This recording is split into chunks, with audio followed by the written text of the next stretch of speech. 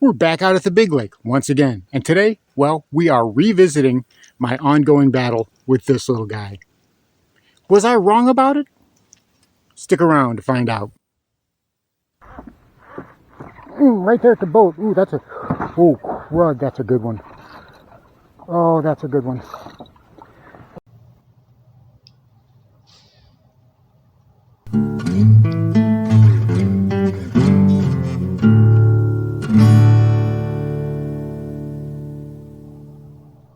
And here is this video's featured comment.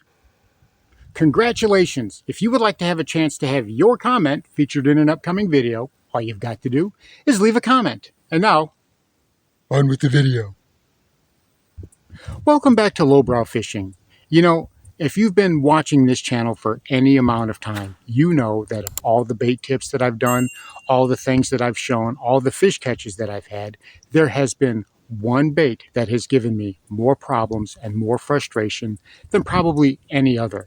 And it's very, very frustrating because I see other people using this particular bait and they're having a great amount of success on it. Yet, the best that I can ever seem to do is get it balled up with muck again and again. And it wasn't for lack of trying.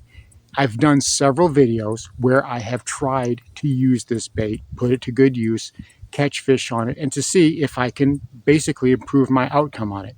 What bait am I talking about? Well, you guys already know. It's this guy right here, the Hybrid Hunter by Strike King. And many of you guys have given me all kinds of grief over my lack of success with it. And it's probably earned for the most part, right? You know, we all have a particular bait, a particular type of presentation that can prove to be our Achilles heel. You know, for some people, it's a jig. For some people, it's a bladed jig. For some people, it's a drop shot, whatever. For me, well, you know, this just happened to be at the top of the list. And again, it's a fine bait. I know a lot of guys who use these things all the time and they love them, especially around grass. But in my heavily vegetated lakes, I was never able to do anything other than get them mucked up. But I was determined. I was determined to flip that around. I knew that if I kept working, I could get success, right? That if I kept tying it on, kept trying to figure it out, that I was going to get success. At least that was the plan.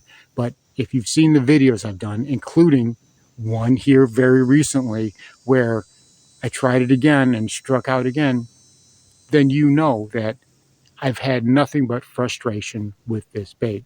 But today, well, today was kind of a different thing. But today, well, today was kind of a different animal. It was kind of a strange thing. And I came out to the lake. I had a video in mind that I wanted to record. And for whatever reason, well, you know, sometimes things just work against us. And that video ended up not working out. So whatever reason, I couldn't get that particular video recorded today. That's neither here nor there. That's fine. I'll record it at some point down the road. But I decided that maybe I wanted to approach these fish a little differently today. You know, I tied on a silent running squarebill, a KVD 4.0, and a sunfish, a dark green pattern. And that's what I started fishing. And it wasn't long, and I was able to put myself on some fish. I got a bite early, and then I ended up catching this little guy, this little dink here, you know, a little half-pound squeaker, but it was information. It was knowledge. It was something that I could use to grow on. And I thought to myself, what if I tied on that Hybrid Hunter? What if I put that on and started fishing it around in this part of the lake? I'm seeing bass bust up everywhere. I know they are here. I know there's vegetation, but it's not so much hydrilla as it is the other part of the lake. Here we have more of a grass, that eelgrass type of grass that's growing up, that looser vegetation. So let's go ahead and give that a try. And that's exactly what I did. I tied on the salmon colored one. I've also got several other ones, gray ones and red ones, but this is the color that I went with because I thought that might stand out a little bit more in the water. Water's got a little bit of a green tinge to it. We've had a lot of boat traffic. We've got a lot of wind. So that's kind of what I decided to go with. And again, I saw all kinds of fish activity around me. They were busting up all over the place. So I knew they were there. I knew they were active, and I knew they were ready to eat. And I began working that Hybrid Hunter, you know, and it wasn't long. And finally, finally I had a breakthrough. This is what happened. All right, we're giving this goofy thing a try again, this hybrid hunter. I'm gonna give it a try. Like I said, I told you I was gonna keep trying it, and we're gonna see. Oh, I was thinking fireworks. I was thinking firecrackers. And who's lighting firecrackers off in the park on a Tuesday? Maybe it's somebody's birthday? It might be someone's birthday.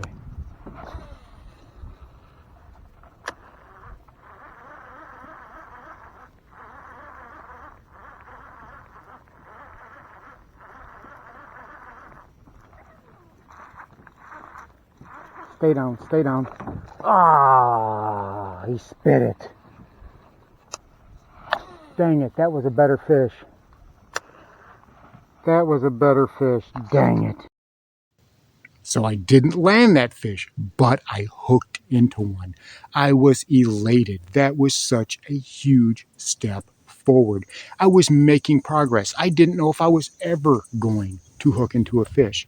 And what that did is that bolstered my confidence. It gave me the will to keep casting that bait around. So that's exactly what I did. In that same area, I let the wind, drift me around. I was moving from place to place, covering water. And wouldn't you know, just a few minutes later, as I drifted down, this happened.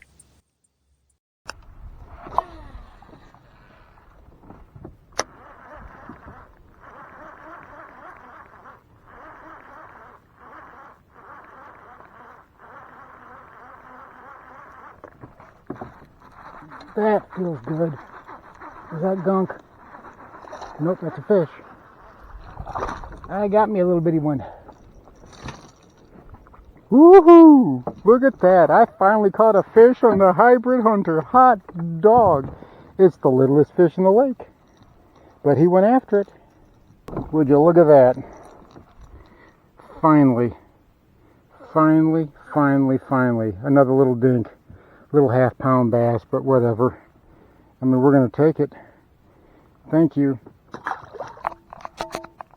Woohoo! Finally caught one on the hybrid hunter.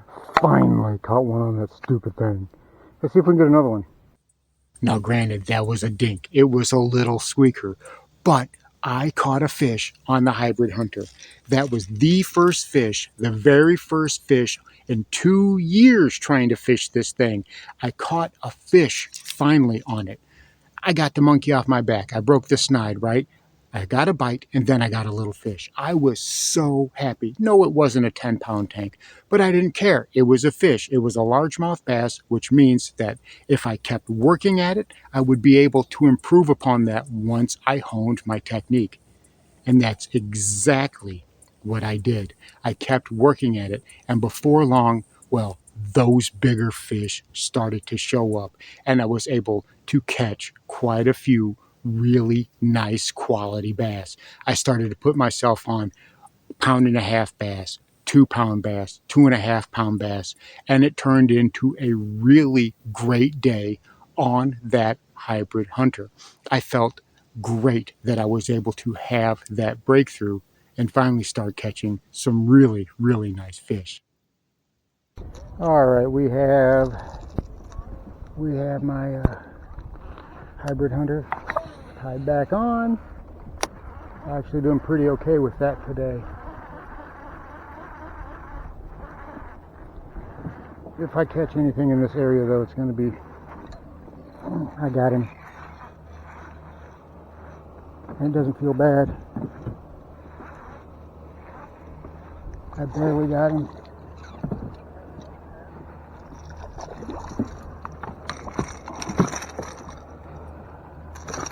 Another 2-pounder. Thank you.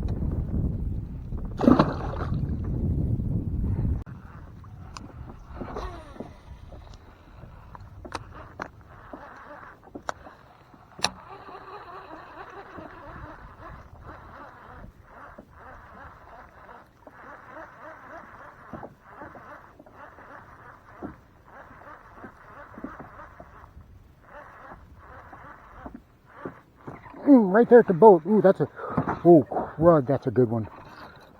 Oh, that's a good one. Oh, that's a good one. Come here. Come here. That's a good one, kids. That's a good fish. Appreciate it, buddy. You are a beautiful fish. Caught on that hybrid hunter. We finally broke through with that thing today. Thank you very much. There he goes. Let's go catch another one. So, perseverance, not giving up, and trying that, going back to that particular bait again and again.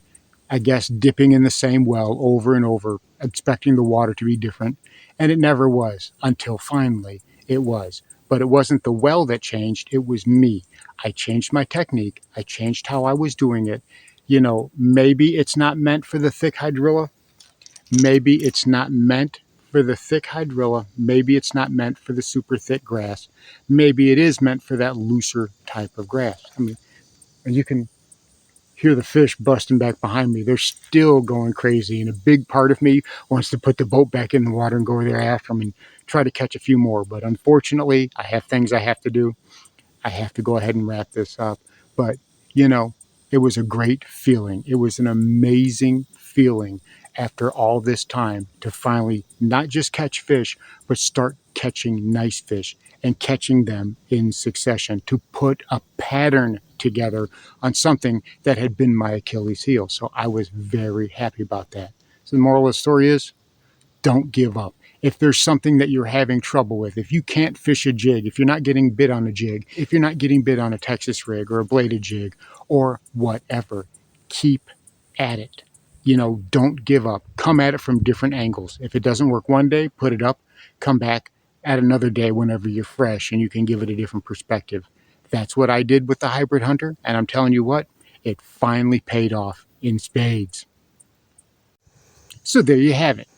Whether it's hard-headedness, perseverance, or whatever, finally that hybrid hunter started paying off for me. And it was whenever I made a change in how I fished it. Perhaps it's not for the thick hydrilla, but that's okay. In a different fishery, it may work completely differently from this one. In fact, it probably does. That's what bass fishing is all about.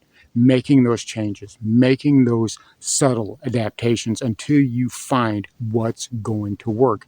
And when you do, well, trying to fine tune that even more until you can completely dial it in.